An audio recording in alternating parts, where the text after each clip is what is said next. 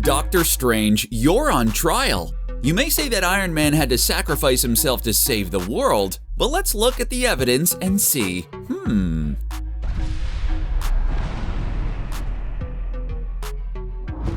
Let's start by calling forward the plaintiff on behalf of the Stark family. Redditor The NeatDude 2004 brought this case to our attention, so let's convene this YouTube court and settle this Doctor Strange vs. Iron Man fans case for good. For our first piece of evidence, I'd like to take a fresh look at the scene in question. We all know how Doctor Strange looked through 14 million futures until he saw one where Thanos lost. What we don't know is what that's like from Doctor Strange's perspective. Judging from Strange's battle with Dormammu, we can make some assumptions. It looks like Strange doesn't so much have visions of these futures as he actually experiences them, and then returns to the start. He basically makes himself Bill Murray from Groundhog Day. Even some claim that his 5-minute match against Dormammu lasted millions of years. The director of Doctor Strange even confirmed that this scene was responsible for Strange's massive power upgrade. He went from being a surgeon to Sorcerer Supreme, so you know he had to have racked up quite a few experience points. Level up! It's hard to even comprehend how much pain and suffering that would have involved. I mean, it'd basically be like playing Dark Souls millions of times just to beat that one boss. You know that absolute soul-crushing misery you have every time you see that "you died" screen? Yeah, multiply that by 14 million, and that's basically what our boy Steven went through.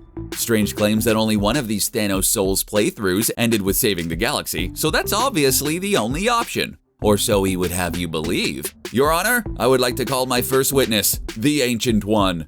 Oh! The Ancient One told him that she'd seen her death many times over. She also said that she could never see past the moment, only up to it.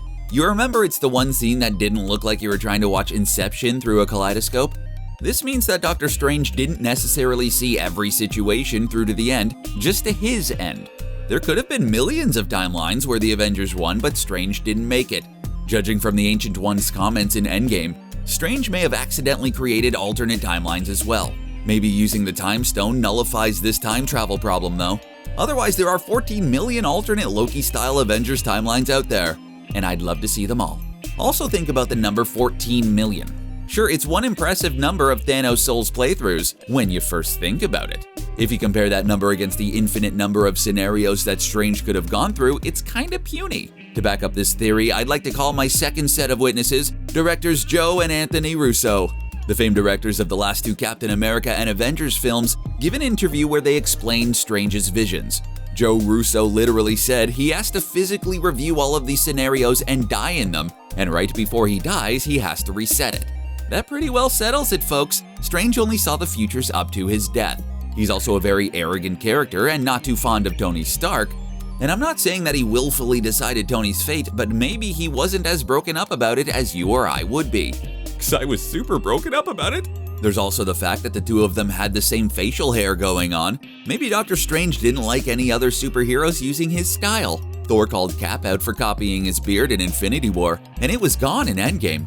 Still though, you gotta admit that Strange didn't seem appropriately upset when returning to the Infinity War timeline. So I state that Doctor Strange suffered through 14 million alternate futures and found himself desperate. As soon as he reached one where he didn't die and the Avengers saved the world, he stopped. Then he led Tony down this path, working under the assumption that this was the only way. Yet there could have been millions of timelines where Strange died but the universe was saved. There also could have been millions where Tony and Strange lived, but Strange stopped looking once he found the first win. So Dr. Stephen Strange hereby stands accused of directly causing the death of a beloved superhero due to Time Stone negligence. Commenters of YouTube, please put this man to justice and #StandWithIronMan.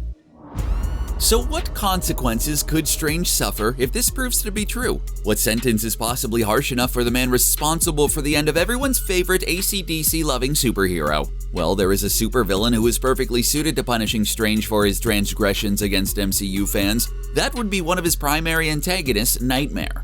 This evil entity is the ruler of the Dream Dimension. He's kinda like Freddy Krueger, except much more powerful. Also, he doesn't wear as many cool sweaters. Nightmare's actually the #1 pick the director of the original Doctor Strange had for the sequel. Scott Derrickson has since left the project, but Sam Raimi is rumored to be filling his shoes. If he brings that Evil Dead energy to Doctor Strange 2, we're probably going to be horrified at the results. If Nightmare's name hasn't clued you in, he attacks people in their dreams with their worst fears. He also feeds on their psychic energy as he does so. There's perhaps no greater punishment for Doctor Strange than to be at the mercy of Nightmare. He could torment Strange with visions of all the timelines where Stark could have lived. It's possible that there are other ways he could be tortured by these alternate timelines. We've seen footage from WandaVision that shows her messing with alternate realities. We also know that she's going to be in Doctor Strange 2. Perhaps she creates alternate timelines in which Tony lived to mess with Strange as well. Imagine him having to destroy Tony's future all over again to save the universe. That might be a worse punishment than suffering through Nightmare's dream realm. Though judging from WandaVision's first look, Tony Stark's imaginary future would almost certainly be a classic sitcom. Do you think Tony would have more of a Full House or Boy Meets World life? Another way we might see a future where Tony lived is through the animated series What If that Disney is making for Disney+. This show is going to give us plenty of alternate takes on the MCU. Would it be too hard for Marvel to give us one where Tony makes it? I mean, you threw money at High School Musical, the series. I think you owe us one. Either way, it seems clear that Doctor Strange will have to confront the terrible thing he's done. But before we judge too harshly, let's take a second to hear Strange's side of the story. I will hereby speak on behalf of the accused, Dr. Stephen Vincent Strange, world-renowned spinal surgeon and sorcerer supreme of Earth. My client has had his name raked through the mud long enough. Sorry, I'll stop that. For starters, he's responsible for saving all of the Avengers from that flood, and no one gives him any credit. I would now like to call witnesses for the defense, Endgame writers Christopher Marcus and Stephen McFeely. They said in an interview with THQ, the only way this works is if Tony dies. This states directly that there was only one choice for Doctor Strange and the Avengers. Tony's sacrifice was the only way to stop Thanos, and Strange could have looked at 14 billion futures if he wanted to. It was written in stone. Now, these two also co-wrote Thor: The Dark World, so I understand if their comments come under fire. Boy, that movie really is the Jan Brady of the MCU family. But there's also no denying at this point that Doctor Strange couldn't see past his own death. That being said, there's also no denying that he could have seen past the Thanos situation. Perhaps he saw greater threats ahead that make Thanos seem irrelevant. The Marvel Comics universe is filled with villains who are arguably greater threats than the Mad Titan. The world-eating Galactus, the Galactic Conqueror Annihilus, and of course, Marvel's evil MVP Doctor Doom are just a few. These villains all have magic or cosmic powers at their disposal that are too much for heroes like Captain America and Iron Man. Even Thanos managed to take on the big three of the Avengers, and he didn't even have the Infinity Stones. He did have that really righteous sword, though. Doctor Doom's gonna have a hard time finding a weapon cooler than that.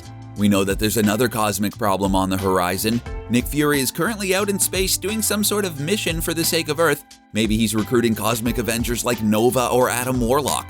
That, or maybe he's just out for a space vacation. I hear Canto Bight is really nice in the summer.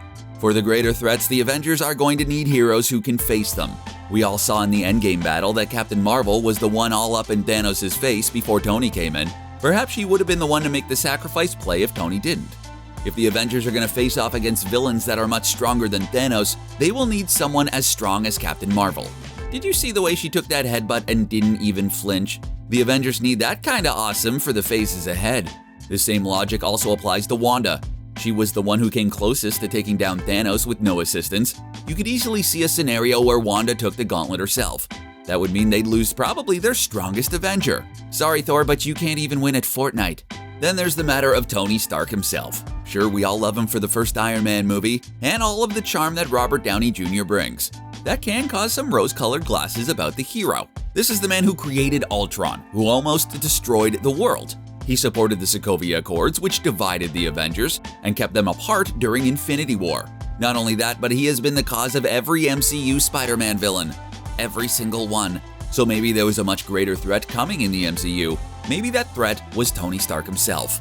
Doctor Strange has many weak qualities. He can be arrogant and impatient at times, yet we know that he will make any sacrifice necessary for the fate of the universe. If you're looking for an Avenger to make the hard but necessary choice, Strange is your man. We may not know the specifics about why Strange picked this reality out of millions, but he's shown that we can trust him wholeheartedly. Commenters of YouTube, please #stand with Doctor Strange. The defense rests, Your Honor. Is Doctor Strange guilty of forcing Iron Man's sacrifice needlessly? Should he be condemned to suffer at the hands of Nightmare? Let us know now in the comments, and don't forget to like and subscribe for more MCU action from your friends at CBR. Thanks for watching.